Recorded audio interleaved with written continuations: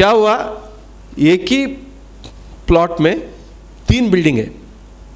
Saraswati apartment, आप इधर ही है बोरीली में, वेस्ट में ही है, सरस्वती अपार्टमेंट कोऑपरेटिव सोसाइटी, और सरस्वती बाग कोऑपरेटिव सोसाइटी दूसरा नाम है, तीसरा एक टेनेंटेड बिल्डिंग है।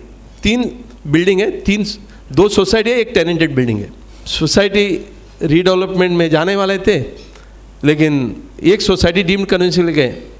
मीन टाइम जैसे ही डीम्ड कन्वेंस में गए तो उनके पास अप्रूव प्लान नहीं है, कुछ भी नहीं है, लेकिन 3 बिल्डिंग है। वो जो लैंड ओनर है उसने क्या किया, अपना टेनेंटेड बिल्डिंग अलॉन्ग विद दैट पूरा ज़मीन, दोनों सोसाइटी का ज़मीन बेच दिया। किसको बेचा? 3rd बिल्डर को, और उसका कन्वेंस डीड भी रजिस्टर हो गया। तो इतना होने के बाद फिर भी ये सोसाइटी को मालूम पड़ा है, और हमारे पास ही कंसल्टेशन किया। हमने बोला कि डीम्ड कन्वेंस जाते हैं, क्योंकि डीडीआर जो है उसका काम है कि आपको कन्वेंस देना। बिल्डर ने नहीं दिया तो बोला कि ठीक है हम जाते हैं। डीडीआर ने ऑर्डर दिया, दोनों बिल्डिंग का एफएसआई देख लिया, प्लान नहीं था लेकिन एफएसआई का कैलकुलेशन था प्लॉटेड एरिया के हिसाब से, और तीसरा बिल्डिंग का भी एफएसआई मालूम था। उन्होंने एफएसआई के हिसाब से तीनों बिल्डिंग को डिवाइड किया। सोसाइटी सिटी सिविल में गए थे क्योंकि बेचा करके वो मैटर चालू था, तो डीडीआर ने इतना ही लिखा, कन्वेंस किसको करना था? लैंड ओनर को करना था, बिल्डर को करना। उन्होंने दूसरे को बेचा, इसका मतलब उन्होंने चोरी किया है। ये चोरी का माल पकड़ के देने का जिम्मेदारी मेरा है, और कायदा भी बोलता है कि मुझे डीम्ड कन्वेंस देना है। तो इसके लिए वो आदमी का नाम से भी डीडीआर ने बोला कि जो पहला बिल्डर है वो प्रमोटर है, जिन्होंने चोरी का माल लिया वो भी प्रमोटर है, और वो भी who has stepped into the shoes of the old builder. ऐसा करके वो मैटर में क्या किया, इसने डीम्ड कन्वेंस दे दिया, एफएसए के हिसाब से दिया। फिर बिल्डर ने चैलेंज किया हाई कोर्ट में, बोला कि ये गलत है क्योंकि एफएसए के हिसाब से डिवीजन नहीं हो सकता है, प्लॉटेड सब डिवाइडेड नहीं है। और ये जब मैटर्स हाई कोर्ट में अपना सिटी सिविल कोर्ट में पेंडिंग है, फिर भी इन्होंने कन्वेंस दिया है। हाई कोर्ट ने बोला कि नथिंग डूइंग, आपको कन्वेंस देना था, आपने नहीं दिया है, अभी ये कन्वेंस ऑर्डर बराबर है। वो मैटर लेके गया सुप्रीम कोर्ट में।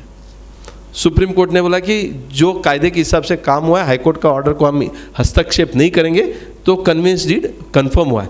कहने का तात्पर्य ये है, कुछ बिल्डर गिना चुना आपको हाई कोर्ट और सुप्रीम कोर्ट में लेके जा सकते हैं, ये डर से यदि आप कन्वेंस नहीं करते तो गलत होगा। अभी आपको मैंने 3 प्रक्रिया बताया, डीम्ड कन्वेंस ऑर्डर बनेगा, उसके बाद डीम्ड कन्वेंस डीड बनेगा, कलेक्टर ऑफ स्टैम्प से स्टैम्प ड्यूटी बनेगा, फिर रजिस्ट्रार का ऑफिस से रजिस्ट्रेशन होगा, उसके बाद आपको प्रॉपर्टी कार्ड में एप्लीकेशन डालना है या 7/12 में नाम डालना है। यदि खेती है, मतलब एग्रीकल्चर लैंड है, क्योंकि बहुत सारा बिल्डिंग उस टाइम में एग्रीकल्चर करके था, अभी उसको नॉन एग्रीकल्चर करना पड़ेगा। नॉन एग्रीकल्चर करने के लिए आपको कलेक्टर में जाना होगा, उसको नॉन एग्रीकल्चर करना होगा, उसके बाद वो बिल्डर का नाम या लैंड ओनर का नाम प्रॉपर्टी कार्ड में आएगा, उसके बाद प्रॉपर्टी कार्ड में आपका नाम आएगा।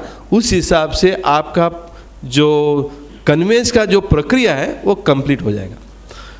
दूसरा सवाल आया, मेरा 99 ईयर का लीज है।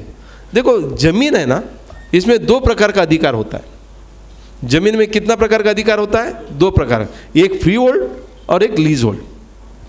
और आपको जब लैंड कन्वे करते हैं, ये फ्री होल्ड कन्वे हो सकता है, आपको लीज होल्ड भी कन्वे हो सकता है। लीज होल्ड मतलब क्या? आपको 99 ईयर्स का वो जमीन में रहने का अधिकार है, बराबर। तो ये भी फ्री होल्ड है या लीज होल्ड है, वो कन्वेंस एक बार हो गया तो फिर आप दोबारा डीम्ड कन्वेंस में नहीं जा सकते, क्योंकि कन्वे ऑलरेडी हो चुका है। क्योंकि आपने एग्री भी किया मुझे लीज होल्ड चलेगा, आपने कन्वेंस ऑलरेडी ले चुका है। कन्वेंस मतलब ट्रांसफर, कन्वेंस मतलब फ्री होल्ड नहीं है, कन्वेंस मतलब ट्रांसफर। लीज कन्वेंस ऑलरेडी आपका हो चुका है, इसके लिए आपको दोबारा डीम्ड कन्वेंस में आके नया कन्वेंस लीड नहीं ले पाएंगे।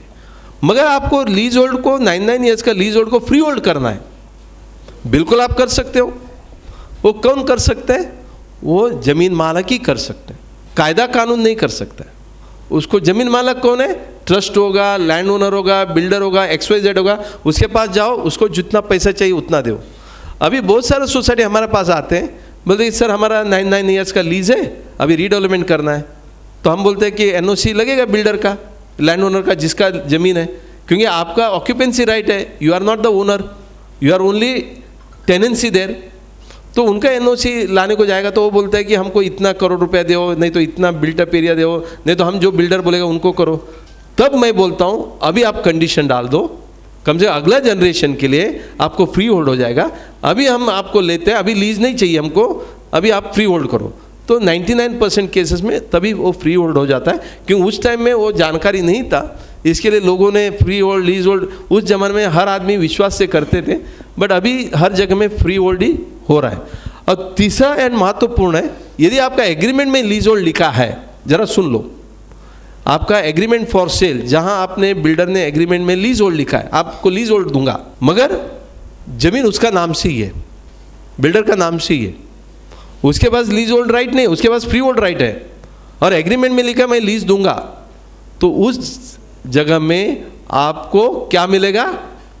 आपको फ्री होल्ड ही मिलेगा, भले एग्रीमेंट में लीज होल्ड लिखने के बावजूद। क्योंकि कायदा क्या बोलता है, जो टाइटल मेरे पास है, जो टाइटल मेरे पास है वो टाइटल मुझे ट्रांसफर करना है। मेरे पास जब फ्री होल्ड है, मैं लीज होल्ड कैसे ट्रांसफर करूं? यदि मेरे पास ही लीज होल्ड है, जैसे कि एक ट्रस्ट प्रॉपर्टी है, वो क्या करता है, एक प्राइवेट लिमिटेड कंपनी बिल्डर को लीज में देता है, फिर वो बिल्डर लीज करके वो बेचता है, तो फिर लीज ही मिलेगा। गवर्नमेंट का लैंड लीज ही मिलेगा। अभी कलेक्टर का लैंड होगा, डीम्ड कन्वेंस उधर नहीं होगा, उधर आपको कलेक्टर के पास जाके असाइनमेंट करके लेना पड़ेगा।